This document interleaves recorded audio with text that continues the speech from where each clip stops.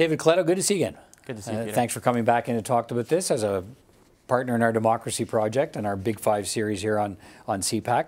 We're talking about threats. So let's start when we look about possible threats during the election campaign. Let's talk about where Canadians get their information, first of all. You've been surveying Canadians on all of this. Let's start there. What about their habits and sources? What did you find? Well, when we regularly track this in our research, because it's such a fascinating shift happening, when you ask Canadians, where do you get most of your national news? And if we split it out, I think the real interesting thing is across generation. Those under the age of 45, those over the age of 45, you get two very different worlds, right? 63% of those over 45 in Canada say television is their source for most of their national news. You could see only 6% of those older Canadians say social media. Right. If you look at those under the age of 45, a very different world. TV is still important to a third of them, but 1 out of 4 Canadians under the age of 45 say social media is where they're getting most of their national news. Aggregators, news websites, radio, less so. Right? That distinction is important. So when we talk about threats to our democracy, threats to the election process, we have to start with the recognition that a sizable number of Canadians rely on social media or non-traditional sources of news to find out what's going on. Right. So what does that mean? What does that tell us about the role it might play in a campaign? Well, it means that traditional news sources, while still important, your show, for example, is being watched by a lot of people as a source. There's a generation, a subset of the electorate that first could be increasingly isolated from news, may not know what's going on because they're not watching mainstream news coverage. Right. But two, they're open to being influenced, interfered, persuaded with information that may not be true or maybe coming from external sources trying to influence our election. All right, let's talk about where those threats might come from. You talked about external sources. Let's talk about interference in the campaign and election process. You asked about foreign influence. What did Canadians tell you? Well, this is the first time I've been covering. This is the 6th federal election I've done polling related to, and I've never, had these questions on a survey, which shows you how different the world is today, right? When we ask Canadians, how likely is it that you think a foreign government will try to influence our upcoming election? A majority of Canadians say it's either very likely or somewhat likely to happen, right? The rest are saying, it's not too likely, or 8% say not at all likely. But the fact that more than half the country is first aware or thinking about the fact that this might happen, and two, saying it might happen, I think is a fascinating shift in our perceptions. And I think a reflection that Canadians and our conversation about this has broken through, and I think Canadians are aware of this as a possibility. It'd be interesting to see what happens to those numbers as the campaign goes along, because to my mind, 40% of people who think it's not likely or not very likely or not at all likely that there'll be foreign interference, that sounds like a problem, because if you're not ready to see the problem, if you don't believe it's going to be there, I think the odds are higher that you won't see it. You won't figure out where the influence is coming from because you don't think it's going to happen. Being aware, something to watch allows for. you to be more vigilant, right? Yeah. Okay.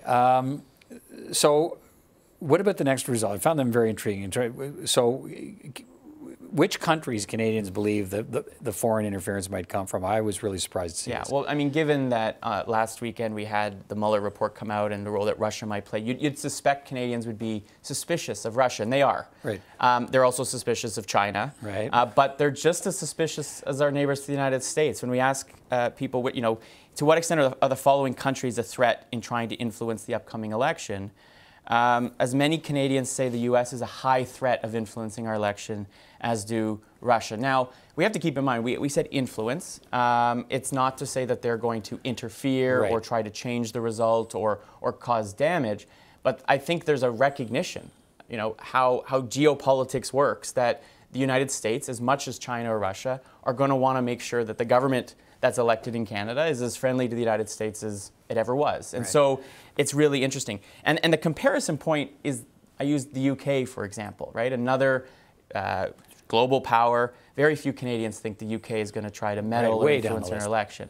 But the fact that Russia, China, and the United States are perceived to be about the same level of threat shows that for many Canadians, they see us kind of being in the middle and perhaps a pawn in some global geopolitical drama playing out between particularly China and the United States. Let's turn to safeguarding, questions of safeguarding the election, the level of trust Canadians have. in that. Let's start with the federal government. What are Canadians telling you? Well, it's actually, I think the federal government gets pretty good marks, how confident Canadians are that they're going to be able to prevent interference in our election. 12% are very confident. Most Canadians aren't very confident the federal government can do very much at all, so we give them some credit. But 54% say somewhat confident. And in a lot of things that we do research on, there's not this level of confidence in a lot of other things. So I think for the most part, Canadians recognize that the federal government is aware of this, they're doing things, and they're confident that they're going to be able to do something about it. But there's still a sizable group, almost 30%, who say, I'm not that confident. And so it's something to watch again as we get closer and closer to the election.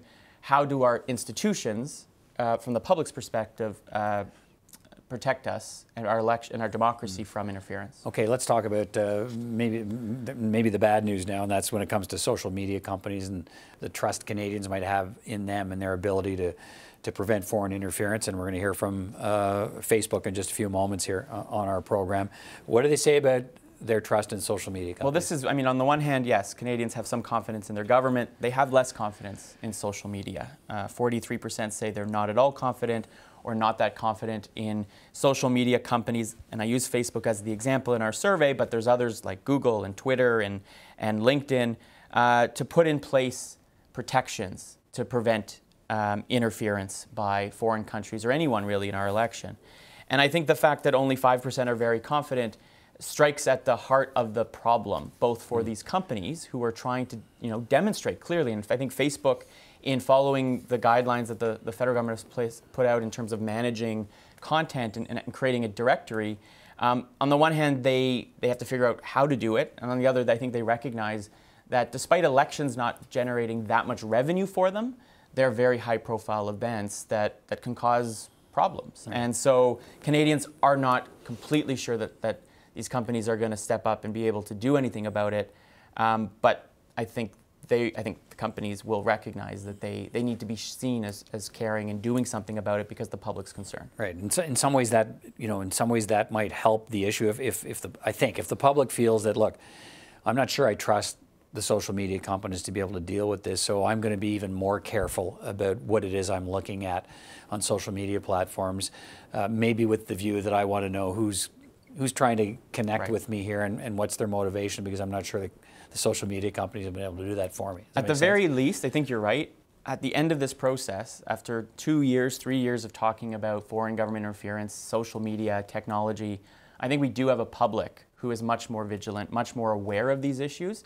And I think the hope is that converts into more thoughtful behavior on social media, a more diligent eye, and we won't know for sure, but it does mean it's probably harder today to influence somebody on social media than it was perhaps 2 years ago when people may not have thought this was something that was happening. All right, David Coletto, good to see you again, and we'll see you again tomorrow. Thanks, Peter.